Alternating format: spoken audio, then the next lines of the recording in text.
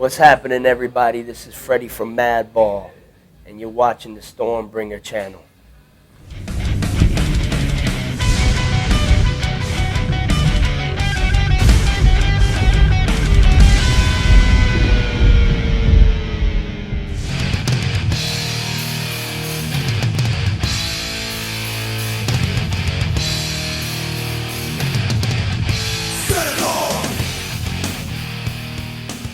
Freddy, thanks a lot for this opportunity to talk to you, Stormbringer magazine, and we appreciate that you're taking the time to talk to Stormbringer. Yeah. I attended the 2010 show, and I think last year was sold out. Tonight is sold out. What the hell is going wrong? Apparently things are going right, not wrong. Yeah, I mean, this whole rebellion thing is really, catching on, I guess, and all the bands involved have obviously something to do with it. Last year sold out, a different lineup with us, headlining, and same things, this time around we brought a different package, and two very diverse packages, and both sold out events, so it makes me feel good about what we're building with this whole rebellion movement, as I like to call it. Yeah, you played in Munich last night. Yeah. How was the show? Very good, very well attended. For a Wednesday, it was not quite sold out, but we missed it by just a few people. Yeah, well, maybe more than a few people, but it was very well attended, very good crowd. I saw that you have a great lineup again for this rebellion tour. How do you like the newcomers? I'm happy with the lineup. I mean, I more or less put it together, the lineup, and with some help from other people, my team behind the scenes that helped me out, guys like Rob Franson, who does the tour managing duties for me. He told me that he played on the 2010 show, and Yeah, then he was also the tour manager back then. So. Yeah. Well, he plays in Born from Pain, for those who don't know that, and he also was a TM for me. He's one of my European crew guys when we come and tour out here, whether it's Rebellion or whatever. Yeah. And so he's been tour managing for us for quite a bit, and he also, really does helps me out behind the scenes a lot with some things in regards to Rebellion. But yeah, I try to put together a cool package every year, and hope that kids will appreciate it, or the people, coming to the shows appreciate what it is, and I try to keep it diverse, and I always try to include bands from the European scene, as well as American bands, and on this one I think we have the most diverse bill and most international bill, because you have England represented, you have Belgium, you have Canada, America, so it's like you have the European sector, you have a lot of things covered. But besides that, they're all good bands, they're all really good at what they do, and they all have a message, and it's all, they all have their own brand of hardcore. That's the point, is to combine, maybe some of the older school bands with some of the newer generation bands and everything in between, and try to present it to the masses, I guess you could say, and hope that they appreciate it. You mentioned the States, Europe, bands with different backgrounds, and this is a question that I like to ask many artists, particularly from the States. Is there any difference in touring the States and Europe? Yeah, it's definitely a difference. It's just a different, I think for some years now, the European scene, for heavy music, I think in general, but especially for hardcore, I think has just been a slight bit elevated, and I don't know, there's just more involvement in the culture of hardcore, I think, here. Although I will say that there are definitely cities throughout the United States that are very much big supporters of the hardcore scene and the genre and the whole thing. And there's cities where we get great turnouts and things like that. It's not quite on the level of what Europe has to offer. And I think a lot of that has to do with the festival culture and just it has to do with a few different factors, Right. You know. Right. Let us briefly talk about your latest release, the Rebellion EP that was published last year. Yeah. How did the fans react to the new versions of songs like Get Out or It's My Life? I think it was positive. I haven't heard much negative talk about any of the old stuff. I think, if anything, they appreciate it because those songs were recorded when, in 88, 89, when I was... Goes back to your beginnings. Yeah, when I was a kid. Yeah. Literally a kid, 12, 13 years old. So they don't sound, when we do them live, they sound nothing like they did on Ball of Destruction. So I think that there's some sort of appreciation for the fact that they sound like what they sound like live now. Right.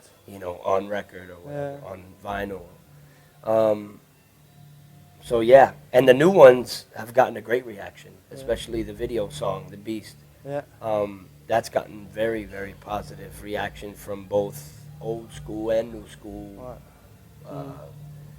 supporters of the band. Any plans for a new record? Are you writing stuff at the moment? Yeah, we are. As a matter of fact, we are. We're writing as we speak, and we're real happy with what's coming out and what we're coming together with. It's just, I guess the only thing is that's holding us back is the touring and things that we have going on. Like, we had the Soundwave tour and then the Rebellion tour back to back, only had a week at home. Right. And which doesn't give you really much time to relax. No, because we're in the middle of writing, but then when you do something like that, it kind of puts everything on hold. But when we get back, we do have a lot more time. Do you write? Do you write while you're on tour? It's harder to write on tour. We do sometimes, come up with ideas, and sometimes during sound check we'll go through something. But to be honest, for us personally as a band, we're not that productive on the road. I think we do more of our stuff better at home. At home. Yeah. And you do it in sort of everyone on his own, or more in the rehearsal room? Or both. I mean, everyone on their own, but then really where it comes together is when we're together in a room. That's when all the different ideas come together, and that's when we start building a song, Because a riff will come from, for example, Hoya will come with a lot of riffs. And, the ideas will come from different parts, but when we get in a room is when we can start really putting together the actual song. Yeah.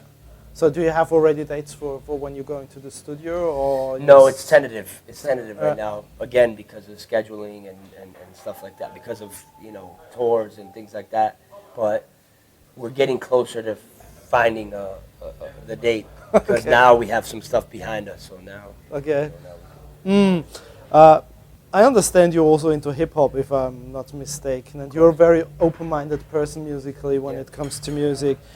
How would you say has the underground scene changed from when you grew up, when you first started doing music, and how is it now from in the States or where you live, for instance? Underground in terms of hardcore or hip-hop, or just in general? Just in general. Yeah. Well, it's funny, but I mean, even with all the technology and everything that's going on these days, YouTube and Instagram and whatever else is going on, it's still very much an underground scene, in my opinion. I mean, it's more accessible. Yep. And it's on a global scale. Yep. Which is a nice thing. It's a good thing. Now you have people, following what you do, in places like Indonesia and all over the globe. You know what I mean? Thanks for mentioning this. I mean, presumably the States and Europe are your main markets. Yeah. But because you mentioned Indonesia, do new markets open up with the new media? Yeah, of course. and really, there's good markets everywhere, man. I mean, obviously we're from the States, and we always, uh, are doing some sort of, you know, there's always some sort of activity there. Mm. Europe, we come here quite a bit, because, hey, it's a great place, and the demand is there, and it's also a great place. We have a relationship with Europe. It's like a second home to us. Right. But there's there's great, strong scenes everywhere in South America. Yeah. We just did Australia, a lot of supporters there. Mm-hmm. Indonesia is a new place for us. We played Bandung. Show was crazy. A lot of people, packed club, buck wild. It was, definitely a market that we're going to explore more. Mm. Economically viable, or Yeah, Yeah? It is. It is. I mean, it's every place is different. Every place varies. mm-hmm. But there's people there that are passionate about, you know, what we're doing. Mm. Individually and just hardcore in general. Yeah. Our whole scene. Yeah. So yeah, there's definitely places opening up like every so often there's going to be a new market that opens up, Mm-hmm. which is exactly what I mean. It's like it's more global. It's more it's a worldwide thing now, as opposed to just in select or exclusive cities throughout the states or Europe, whatever. It's bigger than that, and that's the nice thing. But essentially, it's all still underground. Yeah. You don't see us on Billboard or going up receiving any kind of awards. You know what I mean? Yeah. Any kind of Grammys or anything. So, and not that there would be anything wrong if that did happen, but Okay. I don't see it happening anytime soon. There's like real extreme people out there that look at it like it's not underground anymore, Mm. and I think their perspective is just very, I don't know, skewed and really like, I don't know. It's like I said, it's extreme. You know what I mean? It's like to say that what we're involved in is not underground music is odd to me, Mm. because it's very much underground music. Yep. You know what I Yeah. mean? It's Yeah. not top 40. You don't hear us on the radio. You know what I mean? That's for sure. So it's just that there are more platforms Yeah. where you can see what's going on. Yeah. And of course, that reaches more people. And in some areas, there's more people at the shows, which is great. Yeah. I don't see that as a bad thing. I see that as a good thing. You recorded also songs in Spanish. Yep. Do you want to continue that tradition? Well, always.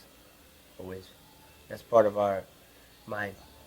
personally, my heritage Yep. and my background, and Hoya as well. It's, Hispanic descent. Yeah. So Yeah. it was always a part of what we did as a band. Mm-hmm. Pay homage to our family and just that whole thing, and so and our roots,